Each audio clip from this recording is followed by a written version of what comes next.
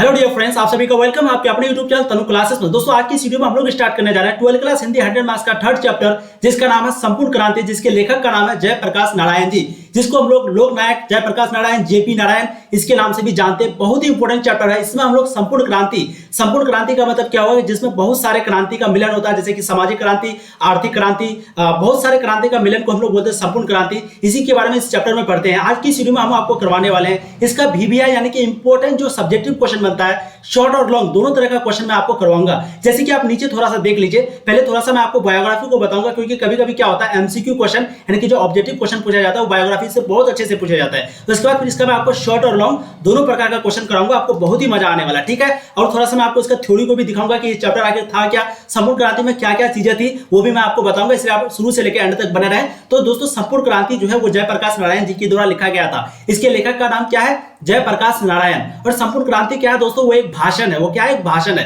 तो इस चीज को आप ध्यान रखेंगे, क्योंकि पूछा जाता है आपके MCQ क्वेश्चन में। इसी का हम लोग VBI लघु और दीर्घ यानी कि शॉर्ट और लॉन्ग क्वेश्चन को करेंगे। जो क्वेश्चन आपसे नहीं बने प्लीज आप उसको नोट करके अच्छे से रिवीजन करेंगे। बार बार आपके एग्जाम में इस चैप्टर से बहुत ज्यादा क्वेश्चन आंसर पूछे जाते हैं, ठीक है। चलिए, संपूर्ण क्रांति जिसके लेखक के नाम है जयप्रकाश नारायण, इसी को हम लोग लोकनायक भी कहते हैं या फिर लोकनायक जयप्रकाश नारायण जी भी कहते हैं। इसका नाम लोकनायक क्यों पड़ा, इसको भी हम जानेंगे आगे। बचपन का नाम इसका था बाउल। बचपन का नाम क्या था, बाउल। बड़े होकर इसका नाम जेपी पड़ा। बड़े होकर ये कौन से नाम से प्रसिद्ध हुए, फेमस हुए, जेपी के नाम से। इसका जन्म जो है दोस्तों 11 अक्टूबर 1902 ईस्वी को होता है। बहुत ही इंपॉर्टेंट पॉइंट है, इसको आप लोग ध्यान रखिएगा। 11 अक्टूबर 1902 ईस्वी को किसका जन्म होता है, बड़े होकर सॉरी जयप्रकाश नारायण जी का जन्म होता है 11 अक्टूबर 1902 ईस्वी को, और वहीं पे उसकी मृत्यु जो है 8 अक्टूबर 1978 को। तो ये दोनों पॉइंट को आप लोग ध्यान रखेंगे। कई बार आपकी बोर्ड एग्जाम में, सेंट्रल एग्जाम में पूछा जा चुका है। सेंट्रल एग्जाम और बोर्ड एग्जाम का पैटर्न जो है वो सेम होता है, इसलिए आप लोग अच्छे से तैयारी कीजिए, सीरियस लीजिए। सिताब दियारा गांव, कौन से गांव में जन्म होता है उसका, सिताब दियारा गांव, जो कि उत्तर प्रदेश के एक बलिया और बिहार के एक सारण जिला में फैला है। उत्तर प्रदेश के बलिया और बिहार के एक सारण जिला, बिहार में सारण जिला और उत्तर प्रदेश में बलिया जिला, इन दो जिलों में फैला है एक गांव जिसका नाम है सिताब दियारा गांव। वहीं पे ये जन्म हुए थे। इसका जन्म हुआ था, इसका जन्म कब हुआ था, 11 अक्टूबर 1902 ईस्वी को। इसका मृत्यु यानी कि निधन कब हुआ था दोस्तों, डेथ कब हुआ था, 8 अक्टूबर 1978 ईस्वी को। माता का नाम था फुलरानी एवं उसके पिताजी का नाम थे हर्षु दयाल। क्या थे, हर्षु दयाल। तो माताजी का नाम फुलरानी और पिताजी का नाम हर्षु दयाल। आप लोग ध्यान रखेंगे, माता का नाम फुलरानी, पिताजी का नाम हर्षु दयाल। पत्नी का नाम प्रभावती देवी, जो कि प्रसिद्ध गांधीवादी ब्रज किशोर प्रसाद की पुत्री थी। ब्रज किशोर प्रसाद की पुत्री थी प्रभावती देवी। उसी के पति यानी कि किसके पत्नी थे, जयप्रकाश नारायण जी के। बहुत ही इंपॉर्टेंट है, जेपी नारायण जी के पत्नी का नाम है प्रभावती देवी, जो कि ब्रज किशोर प्रसाद की पुत्री थी। और ये जो ब्रज किशोर प्रसाद है, ये किससे, ये जो है गांधीवादी विचारधारा के थे, यानी कि गांधीवादी को मानते थे, ठीक है। अब आगे देखिए, यह एक भाषण स्पीच के रूप में था। मैंने आपको बताया ये जो संपूर्ण क्रांति है वो क्या है, भाषण है। संपूर्ण क्रांति वो क्या है, भाषण है। ये पूछा जाता है आपके बोर्ड एग्जाम में। उसने कहा था क्या है, कहानी है। संपूर्ण क्रांति क्या है, भाषण है। इस चीज को आप ध्यान रखेंगे। जो कि 5 जून 1974 को पटना में एक मैदान है जिसका नाम है गांधी मैदान, जो कि बहुत बड़ा मैदान है, वहीं पर ये दिया जाता है। तो आपको पूछा जाएगा क्वेश्चन, ये क्या है, संपूर्ण क्रांति क्या है। भाई वो एक भाषण है। MCQ में पूछा जाएगा 5 जून 1974 को कब दिया गया था भाषण, 5 जून 1974 को पटना के गांधी मैदान में जन्म हुआ था इस भाषण का, यानी कि भाषण को दिया गया था लोकनायक जयप्रकाश नारायण जी के द्वारा। संपूर्ण क्रांति जो वह जयप्रकाश नारायण जी का एक विचार था, नारा था, जिसका सिर्फ उद्देश्य जो है सिर्फ और सिर्फ इंदिरा गांधी की सत्ता को उखाड़ फेंकना था। तो संपूर्ण क्रांति में एक जो मकसद होता है कोई भी क्रांति का, तो उसमें जो मकसद था जयप्रकाश नारायण जी का, सिर्फ और सिर्फ एक ही मकसद तो वैसे बहुत सारा था, लेकिन एक बहुत इंपॉर्टेंट महत्वपूर्ण मकसद था, जिसमें सिर्फ इंदिरा गांधी जी को सत्ता से उखाड़ फेंकना था। आगे देखिए, लोकनायक जयप्रकाश नारायण ने कहा कि संपूर्ण क्रांति में 7 क्रांतियां शामिल है, इसलिए इसका नाम संपूर्ण क्रांति पड़ा। तो क्वेश्चन पूछा जा सकता है, इसको हम लोग संपूर्ण क्रांति क्यों बोलते हैं, तो क्योंकि इसमें 7 क्रांतियां शामिल है। पहला है राजनीतिक, आर्थिक, सामाजिक, सांस्कृतिक, बौद्धिक, शैक्षणिक, आध्यात्मिक। क्या क्या है, एक बार स्क्रीनशॉट आप लोग ले लीजिए। क्वेश्चन पूछा जा चुका है। राजनीतिक, आर्थिक, सामाजिक, सांस्कृतिक, बौद्धिक, शैक्षणिक, आध्यात्मिक, ये 7 क्रांतियों के मिलने से बनता है, यानी कि इससे मिलकर बना है एक संपूर्ण क्रांति। तो संपूर्ण क्रांति के अंतर्गत ये टोटल 7 क्रांति आती है। जितने भी क्वेश्चन मैं आपको करवाऊंगा सभी इंपॉर्टेंट है, इसलिए प्लीज आप लोग वीडियो को ध्यान से देखेंगे, प्लीज एक शांति जगह में जाकर के देखिए। और जब हम लोग इन सभी क्रांति को मिला देते हैं, यानी कि ये जितने भी क्रांति मैंने आपको बताया, ये सभी क्रांति को जब हम लोग मिला देते हैं, इन 7 क्रांतियों को मिलाकर संपूर्ण क्रांति होती है। क्या होती है, संपूर्ण क्रांति होती है। पटना के गांधी मैदान में लोकनायक यानी कि जयप्रकाश नारायण, या तो उसको लोकनायक बोलते हैं या फिर लोकनायक जयप्रकाश नारायण बोलते हैं, तो उन्हें संपूर्ण क्रांति का आह्वान किया। मैदान में उपस्थित लाखों लोगों ने जात पात, दहेज, तिलक तथा भेदभाव छोड़ने का संकल्प लिया और उसी दिन मैदान में हजारों ने अपने जनेऊ तोड़ दिए थे और यह नारा गूंजा था, जब जात पात छोड़ दो, तिलक दहेज छोड़ दो, समाज के प्रवाह को नई दिशा में मोड़ दो। जात पात छोड़ दो, तिलक दहेज छोड़ दो, समाज के प्रवाह को नई दिशा में मोड़ दो। तो यही जो है नारा गूंज रहा था पटना के गांधी मैदान में। कब गूंज रहा था दोस्तों? यहाँ पर आप लोग को मैंने अभी डेट बताया 5 जून 1974 ईस्वी को। तो ये चीज को आपको ध्यान रखेंगे, सभी लोगों ने जात पात दहेज तिलक सारे भेदभाव का संकल्प लिया और उसी दिन मैदान में हजारों लोगों ने इनको जनेऊ को तोड़ दिया, ये जनेऊ जो समझौता था उसको तोड़ दिया और यह नारा गूंजा, जात पात छोड़ दो, तिलक दहेज छोड़ दो, समाज के प्रवाह को नई दिशा में नई डायरेक्शन में मोड़ दो। अब देखिए, अब आपको कहानी समझ में आएगा, उसके बाद फिर इसका इंपॉर्टेंट क्वेश्चन जो है करवाएंगे। वैसे क्वेश्चन जो है इससे भी बनता है, इसलिए आप लोग मेरी बातों को ध्यान से सुनिए। देखिए, संपूर्ण क्रांति इतनी उग्रवादी यानी कि इतनी भयानक थी कि केंद्र में जो सरकार थे, कांग्रेस का सरकार, उनको सत्ता से हाथ धोना पड़ा। पहली बात, जयप्रकाश नारायण जिनका एक हुंकार से पूरे नौजवान, सिर्फ जयप्रकाश नारायण जी का एक आवाज से, एक हुंकार से पूरे नौजवान जो है सड़कों पर उतर आते थे।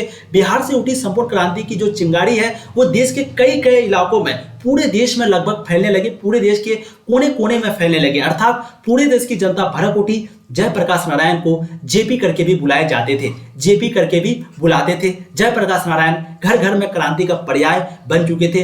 लालू यादव, नीतीश कुमार जो कि अभी के नेता है, रामविलास पासवान और सुशील कुमार मोदी जो कि आज है, वो जितने भी नेता है उसी छात्र या युवा संघर्ष वाहिनी का हिस्सा था। तो लालू यादव हो गया, नीतीश कुमार हो गया, रामविलास पासवान और सुशील कुमार मोदी हो गया, ये जितने भी लोग आज के दिग्गज नेता है बिहार के, तो ये जो थे एक प्रकार का उस समय जो है इसी संगठन का एक प्रकार का सदस्य हुआ करते थे, छात्र युवा संघर्ष वाहिनी का हिस्सा थे, यानी कि मेंबर थे। देखिए, लोकनायक जयप्रकाश नारायण जी कहते हैं कि संपूर्ण क्रांति में मेरा तात्पर्य समाज के सबसे अधिक दबे कुचले व्यक्ति को सत्ता के शिखर पर देखना है, यानी कि जो समाज में दबे कुचले, एक बार चेक कर लेते, वॉइस क्वालिटी, वीडियो क्वालिटी बहुत अच्छी है। चलिए, लोक नारायण जी कहते हैं कि मेरा जो संपूर्ण क्रांति का तात्पर्य था वो ये था, जो समाज में जो लोग दबे कुचले हुए, दबे हुए, उनको सत्ता के शिखर तक पहुंचाना, सत्ता के शिखर पर देखना है, सिर्फ यही उसका उद्देश्य था। पहला उद्देश्य तो भाई कांग्रेस को संपूर्ण रूप से हटाना था, इंदिरा गांधी को सत्ता से, उस सत्ता को उखाड़ फेंकना था, और दूसरा उद्देश्य यही था कि जो दबे कुचले लोग हैं उनको ऊपर देखना, शिखर पर देखना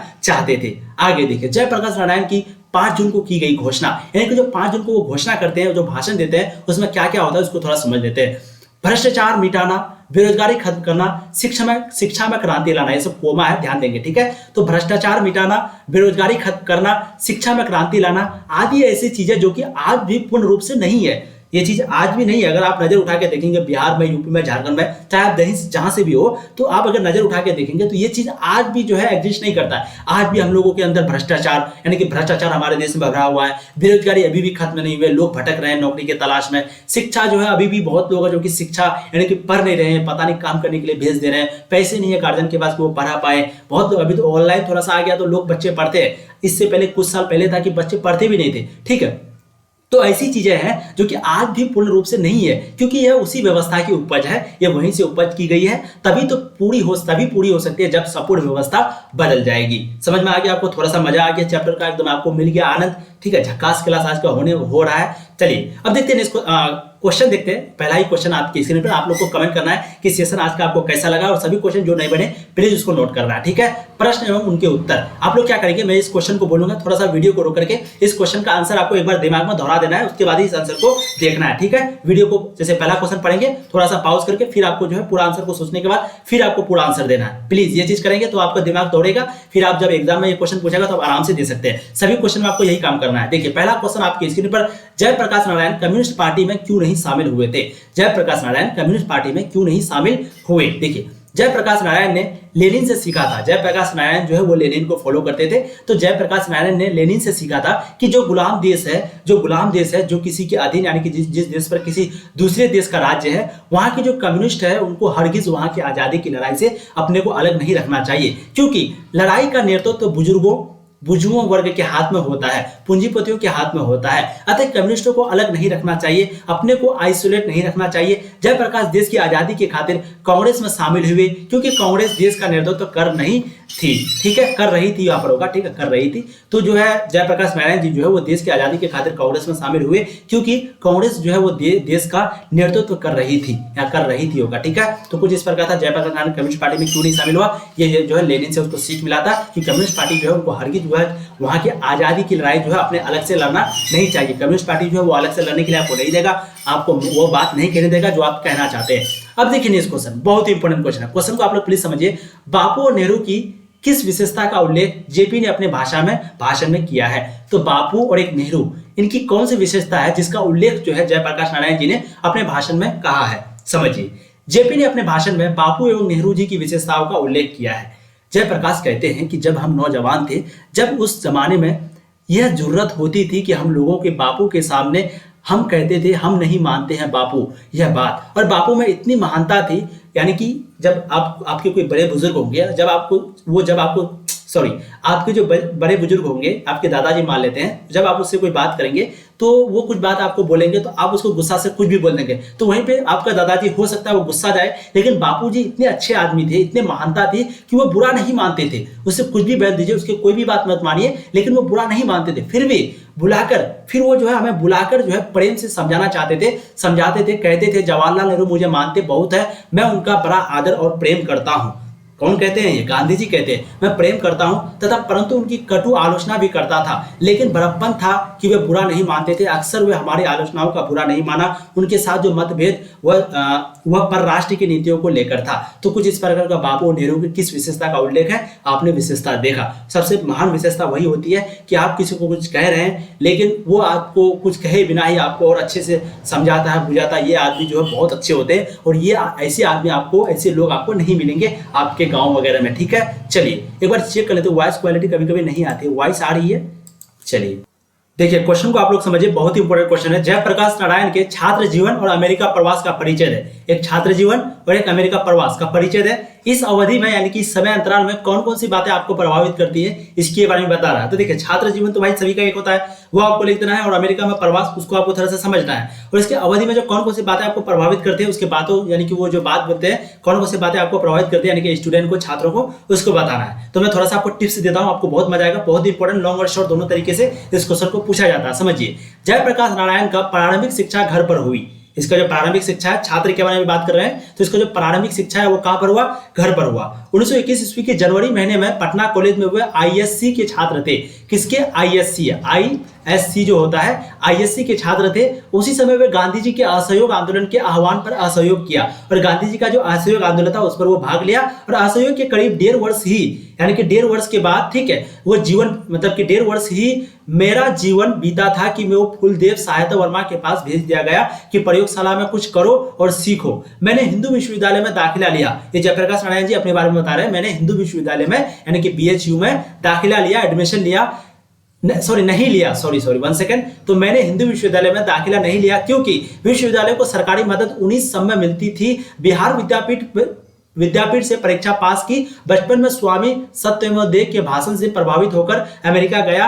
ऐसे में कोई धनी घर का नहीं था, परंतु मैंने सुना था कि कोई भी अमेरिका में मजदूरी करके पढ़ सकता है। ये चीज जैसे कि अभी के बच्चे होते हैं, दिल्ली में जाते हैं, कुछ काम वगैरह करते हैं साइड से और पढ़ते हैं, तो उसी तरीके से वो जो है अमेरिका के बारे में सुने थे कि वहां बहुत अच्छे होते होंगे, और एक चीज सुना था कि वहां मजदूरी करके भी पढ़ सकता है, तो इसलिए उन्होंने अमेरिका का रास्ता चुना, मंजिल चुना। अब मेरी इच्छा थी, यानी कि जयप्रकाश नारायण जी जो अपने बारे में बता रहे हैं कि मेरी इच्छा थी कि आगे पढ़ना है। मुझे अमेरिका के बगानों में मैंने काम किया, कारखानों में काम किया। एक अमेरिका के बगानों में, एक अमेरिका के कारखानों में। अभी यहाँ पर अमेरिका की बात कर रहे हैं, अमेरिका में उसका जीवन कैसा था। लोहे के कारखानों में काम किया, जहां जानवर मारे जाते हैं उन कारखानों में काम किया। जब वे यूनिवर्सिटी में पढ़ते ही तब वे छुट्टियों में काम कर इतना कमा लेते थे कि 2-4 विद्यार्थी सस्ते में खा पी लेते थे। तो वो यूनिवर्सिटी में पढ़ते ही इतना कमा लेते थे कि 2-4 विद्यार्थी, अकेले नहीं, 2-4 विद्यार्थी सस्ते में खा पी लेते थे। एक कटोरी में कई आदमी मिलकर रहते थे। एक कटोरी में, जैसे कि एक फ्लैट में बहुत बच्चे मिलकर रहते हैं, स्टूडेंट, खास करके स्टूडेंट लाइफ में, जैसे कि आप लोग अभी तो घर में है, लेकिन बहुत सारे स्टूडेंट जो कि रहते हैं, तो उसी तरीके से ये लोग भी रहते थे, ठीक है। रविवार की छुट्टी नहीं बल्कि 1 घंटा रेस्तरां में, होटल में बर्तन धोया या वेटर का काम किया। वेटर जो होता है, वेटर का काम किया। बराबर के 3 वर्षों तक 2-3 लड़के एक ही रजाई में सोकर पड़े थे। जब बीए पास कर यहाँ पर ये बीएससी होगा ना, बीए पास करके यहाँ पर आईएससी किया, आईएससी के बाद उन्होंने बीए में एडमिशन ले लिया, इस चीज को ध्यान रखेंगे। तो बीए पास करके पर गए तो स्कॉलरशिप मिल गई, 3 महीने के बाद असिस्टेंस हो गए, डिपार्टमेंट के ट्यूटोरियल क्लास लेने लगे। अमेरिका प्रवास में जयप्रकाश नारायण के कैलिफोर्निया, बर्कले, क्लिन विलिकंसन, मेडिसिन आदि कई विश्वविद्यालयों में अध्ययन किया। इसी तरह अमेरिका में इनका प्रवास रहा। तो देखिए ये क्वेश्चन जब भी पूछा जाए ना, अक्सर इस बच्चे का, इस क्वेश्चन का जो आंसर है छात्र दे देते हैं, क्योंकि यहाँ पर छात्र जीवन का बात कर रहा है। तो भाई जैसे आप लोगों के जीवन है, हॉस्टल लाइफ जैसे आप लोग जीते हैं, काम करते हैं, कोई ऐसे लिख देना है। उसके बाद अमेरिका में उन्होंने कैसे कैसे, जैसे कि आप मान लेते हैं कुछ देर के लिए दिल्ली चले आते हैं, तो आपको क्या क्या करना पड़ेगा, अगर बिना पैसे के जाएंगे तो सेम टू सेम वो अमेरिका में करता था। और उसके बाद कुछ उपलब्धियां था उसका, जैसे कि भाई वो असिस्टेंस वगैरह रहा, डिपार्टमेंट में ट्यूटोरियल में क्लास लेने लगा, अमेरिका प्रवास में जयप्रकाश नारायण के कैलिफोर्निया, बर्कले में, तो इन जगह उन्होंने वो काम करने लगा। इन सभी चीजों के बारे में आपको डिटेल्स में बताना है। अब देखिए इस क्वेश्चन नंबर 4 बहुत ही इंपॉर्टेंट है। आंदोलन के नेतृत्व के संबंध में जयप्रकाश नारायण के क्या विचार थे, यानी कि आंदोलन के नेतृत्व के संबंध में जयप्रकाश नारायण जी क्या कहते थे, आंदोलन का नेतृत्व किस शर्त पर करते थे, और आंदोलन का जो नेतृत्व है वो किस शर्त पर, किस कंडीशन पर करते थे। देखिए आंदोलन के नेतृत्व के संबंध में जयप्रकाश नारायण कहते हैं कि मैं सबकी सलाह लूंगा, यानी कि जैसे ऐसी निजी जिंदगी में भी ये कहावत फेमस है कि सबकी सुनो, करो अपनी, सुनो सबकी, ठीक है। तो आंदोलन के नेतृत्व के संबंध में जयप्रकाश नारायण जी कहते हैं मैं सबकी सलाह लूंगा, सबकी बात सुनूंगा, छात्रों की बात जितना भी ज्यादा होगा, जितना भी समय मेरे पास होगा उनसे बहस करूंगा, कर सकूंगा, समझूंगा और अधिक से अधिक बात करूंगा छात्रों के साथ। अब की बात स्वीकार करूंगा संघर्ष समितियों की, लेकिन फैसला मेरा होगा। समझ रहे हैं, सबका बात सुनेगा लेकिन फैसला जो है इसका होगा। इस फैसले को सभी को मानना होगा। जयप्रकाश आंदोलन का नेतृत्व तो अपने फैसले पर करते हैं और कहते हैं कि तब तो इस नेतृत्व का कोई मतलब है, तब तक ये क्रांति सफल हो सकती है, और यही नहीं तो आपस की बहसों में पता नहीं हम किधर बिखर जाएंगे और क्या नतीजा निकलेगा। अब देखिए नेक्स्ट क्वेश्चन नंबर 5, पाठ के आधार पर प्रसंग स्पष्ट करें। अब यहाँ पे एक 2 क्वेश्चन है। एक है आपका, अगर कोई डेमोक्रेसी का दुश्मन हो, डेमोक्रेसी का अगर कोई दुश्मन है, एनिमी है, तो वे लोग दुश्मन है तो जनता के शांति में कार्यक्रमों में बाधा डालते हैं, उनकी गिरफ्तारियां करते हैं, गिरफ्तार होते हैं, उन पर लाठी चलाते हैं, गोलियां चलाते हैं। इसके बारे में थोड़ा सा आपको स्पष्ट करने के लिए कह रहा है। दूसरा है व्यक्ति से नहीं, हम तो नीतियों से झगड़ा है, हमें व्यक्तियों से नहीं, हमें तो नीतियों से झगड़ा है, इस सिद्धांतों से झगड़ा है, कार्यों से झगड़ा है। यानी कि जो पॉलिटिक्स होते हैं, जो नेता होते हैं, ऑपोजिशन में जो कार्य करते हैं, जिसके पास सत्ता होती है, तो उन लोगों से रियल में झगड़ा नहीं होता। उन लोगों का जो द्वारा किया गया जो कार्य होता है उनसे लोगों को दिक्कत होती है, वो सही अगर कार्य नहीं करते हैं, उसके सिद्धांतों से दिक्कत होती है, ठीक है। तो इन दोनों के बारे में व्याख्या करने के लिए कह रहा है। तो चलिए सबसे पहला हम लोग समझते हैं, व्याख्या नंबर क का करते हैं। प्रस्तुत पंक्तियां महान समाजवादी नेता जयप्रकाश नारायण की संपूर्ण क्रांति शीर्षक भाषण से ली गई है। तो जो इसमें बताने वाले हैं ये जो है महान क्रांतिकारी, जो कि संपूर्ण क्रांति, जो कि जयप्रकाश नारायण जी के द्वारा शीर्षक है, उसी से ली गई है। इन पंक्तियों में जयप्रकाश नारायण ने लोकतंत्र के दुश्मनों का वर्णन किया है। लोकतंत्र के यानी कि डेमोक्रेसी के जो दुश्मन होते हैं उन लोगों के बारे में बताया है। जयप्रकाश तत्कालीन सरकार की नीतियों की आलोचना करते हुए यह बताते हैं, यह कहते हैं कि प्रसंग यह है कि एक पुलिस के उच्चाधिकारी ने कहा कि नाम लेना यह ठीक नहीं है, कि मैंने दीक्षित जी के मुंह से सुना है कि जयप्रकाश नारायण नहीं होते तो बिहार जल गया होता। तब जयप्रकाश नारायण यह सोचते हैं कि यह जयप्रकाश नारायण के लिए क्यों होता है, उनके नेतृत्व में यह प्रदर्शन और यह सभा होने वाली क्यों लोग को रोकते हैं आप, जनता से घबराते हैं आप, जनता के आप प्रतिनिधि हैं, किसकी तरफ से शान करने बैठते हैं आप, आपकी हिम्मत की पटना आने से लोगों को रोक लेते हैं आप। यहाँ लोकतंत्र है और लोकतंत्र में किसी भी व्यक्ति को शांतिपूर्ण सभा करने का अधिकार है। यानी कि लोकतंत्र में कोई भी आंदोलन शांतिपूर्ण तरीके से, हिंसा नहीं अहिंसा तरीके से कर सकता है। यदि सरकार यह सब करने से रोकती है तो वह सरकार के निकम्मेपन और नीचता का प्रतीक है। तो कोई भी आंदोलन करे शांतिपूर्ण करे, शांतिपूर्ण रूप से करे, अहिंसा ना हो, अहिंसा हो, हिंसा ना हो, तो उसको कोई भी रोक नहीं सकता। अगर सरकार रोकता है तो ये सरकार की निकम्मा है, ये सरकार की वो कामों का प्रतीक है जो कि उसने कोई काम नहीं किया जिसके कारण वो रोक रही है। अब ख को देखिए, प्रस्तुत वाक्य जयप्रकाश नारायण के भाषण संपूर्ण क्रांति से लिया गया है। आंदोलन के समय जयप्रकाश नारायण के कुछ ऐसे मित्र थे जो चाहते थे कि जेपी और इंदिरा में जी मेल मिलाप हो जाए। यानी कि जब आंदोलन हो रहा था तो जयप्रकाश नारायण जी के कुछ ऐसे मित्र थे उस समय कि वो चाहते थे कि इंदिरा गांधी और जेपी यानी कि जयप्रकाश नारायण जी का मेल मिलाप हो जाए, दोस्ती हो जाए। इसी प्रसंग में जेपी ने कहा है कि उनका किसी व्यक्ति से झगड़ा नहीं है, किसी भी व्यक्ति से उनका झगड़ा नहीं है, चाहे वह इंदिरा जी हो या फिर कोई और, उन्हें तो नीतियों से झगड़ा है। यानी कि जो उसका सिद्धांत है, देखिए पॉलिटिक्स में जो होता है, सत्ता में जो होता है, तो रियल में अब बहुत लोग मोदी जी से नाराज हैं, बहुत लोग खुश हैं। तो ये मतलब मोदी जी से खुश और नाराज, यहाँ पर मोदी जी का बात है, यहाँ पर देश की बात है, यहाँ पर वो उसके कार्यों की बात है, ठीक है। जैसे कि वो किसान आंदोलन को सपोर्ट नहीं, मतलब किसान आंदोलन किसानों की बात को नहीं सुनते हैं, तो यहाँ पर उस चीज को भाई क्यों नहीं सुनते, तो उस चीज को लेकर नाराजगी है, ना कि यहाँ पर मोदी जी से। समझ, वो तो एक इंसान है भाई, उसके नीतियों से। तो यहाँ वही कह रहा है कि जब उसका किसी व्यक्ति से झगड़ा नहीं है, चाहे वो इंदिरा जी हो या फिर कोई, उन्हें तो उनकी नीतियों से झगड़ा है, उनके सिद्धांतों से झगड़ा है, उनके कार्यों से झगड़ा है। जो कार्य गलत होंगे, जो नीति गलत होगी, उसके सिद्धांत गलत होंगे, चाहे वो कोई भी करे, वो विरोध करेंगे। जयप्रकाश नारायण जी इसका विरोध करेंगे और आप लोगों को भी इसी सिद्धांत पर चलना है। इसलिए कहता है कि बहुत मोटिवेशन थे जयप्रकाश नारायण जी, खास करके स्टूडेंट के लिए बहुत। चलिए, दलविहीन लोकतंत्र और साम्यवाद में कैसा संबंध है? एक दलविहीन लोकतंत्र और एक साम्यवाद, इन दोनों में कैसा संबंध है? अब ये क्वेश्चन आपके स्क्रीन पर आ चुका है। इस क्वेश्चन को करने के बाद हम लोग इस वीडियो को हो सके तो अंत कर देंगे, है ना। 7 नंबर क्वेश्चन थोड़ा सा बड़ा है, तो लास्ट क्वेश्चन करते हैं, उसका नेक्स्ट क्वेश्चन जो है फिर हम लोग नेक्स्ट वीडियो में कर लेंगे। समझ गए? नेक्स्ट वीडियो आएगा, 100% आएगा। वैसे जितने भी इंपॉर्टेंट क्वेश्चन आपके पहले वीडियो में करा जा चुका है, ये लास्ट क्वेश्चन है, इसको ध्यान से आप लोग देखिए। देखिए, दलविहीन लोकतंत्र और साम्यवाद में कैसा संबंध है? दलविहीन लोकतंत्र सर्वोदय विचार का मुख्य राजनीतिक सिद्धांत है और ग्राम सभाओं के आधार पर दलविहीन प्रतिनिधित्व स्थापित हो। दलविहीन लोकतंत्र तो मार्क्सवाद तथा लेनिनवाद के मूल उद्देश्यों में से है। मार्क्सवाद के अनुसार समाज जैसे जैसे साम्यवाद की ओर बढ़ता जाए, वैसे वैसे राज्य स्टेट का क्षय होता जाएगा और अंत में एक स्टेटलेस सोसाइटी कायम होगी। वह समाज अवश्य ही लोकतांत्रिक होगी, बल्कि उसी समाज में लोकतंत्र का सच्चा स्वरूप प्रकट होगा और वो लोकतंत्र निश्चय ही दलविहीन होगा। ठीक है, चलिए, तो हम लोग यहीं तक समाप्त करते हैं, फिर आगे भी एक क्वेश्चन आपको करवा दे। एक काम करते हैं, एक क्वेश्चन और करवा देते हैं। ठीक है, क्वेश्चन नंबर 7 कर लीजिए आप लोग, इंपॉर्टेंट है, थोड़ा सा इंपॉर्टेंट है। समस्त समितियों से जयप्रकाश नारायण जी की क्या अपेक्षाएं? समितियों से जयप्रकाश नारायण जी की क्या अपेक्षाएं हैं, इसको समझते हैं। समस्त संघर्ष समितियों से जयप्रकाश नारायण जी की निम्नलिखित अपेक्षाएं हैं, पॉइंट बाय पॉइंट इसको हम लोग समझते हैं। सबसे पहला, सभी संघर्ष समितियां मिलकर चुनाव में अपना उम्मीदवार खड़ा करें अथवा जो उम्मीदवार खड़े किए जाएं उनसे किसी को मान्य करें। किसी को मान्य करें मतलब यहां ये कहते हैं कि सभी उम्मीदवार अपना एक उम्मीदवार खड़ा करें अथवा जो उम्मीदवार खड़े किए जाएं उनमें से किसी एक को मान्य करें। चुनाव में इन समितियों द्वारा खड़ा किया गया जो भी उम्मीदवार जीते, यानी कि जो इलेक्ट हो, जीते, जो चुनाव जीते, उसके भावी कार्यक्रमों पर नजर रखने का काम ये समितियां करेंगी। तो जितने भी जो पार्टी जीता, उसके बाद जितने भी अपोजिशन पार्टी है, तो जो कार्य करते हैं, जो चुनाव जीता वो कार्य कर रहे हैं या नहीं कर रहे, सही से काम कर रही है या नहीं कर रही है, तो उनका ध्यान कौन रखेगा? अपोजिशन पार्टी, जितने भी पार्टी है। ठीक है, जैसे कि अभी कांग्रेस है, तो नजर रखने का काम ये समितियां करेंगी। यदि कोई प्रतिनिधि गलत रास्ता चुनता है, जो जीता हुआ है गलत रास्ता चुनता है, तो ये समितियां उसको इस्तीफा देने के लिए बाध्य करेगी, मजबूर करेगी। और कोई भी प्रतिनिधि अगर गलत करता है तो उसको इस्तीफा देने के लिए एक प्रकार का आंदोलन करना, मतलब कि करने की जरूरत पड़ेगी और करना भी होगा। समझ रहे हैं? इन संघर्ष समितियों का काम केवल शासन से संघर्ष करना ही नहीं, बल्कि समाज के हर अन्याय और अनीति के विरुद्ध संघर्ष करना होगा। इन समितियों का कार्य सभी अफसरों तथा कर्मचारियों में विद्यमान घूसखोरी के विरुद्ध संघर्ष करना भी होगा। जिन बड़े बड़े किसानों ने बेनामी या फर्जी बंदोबस्तियों की है, उनका विरोध भी ये समितियां करेंगी।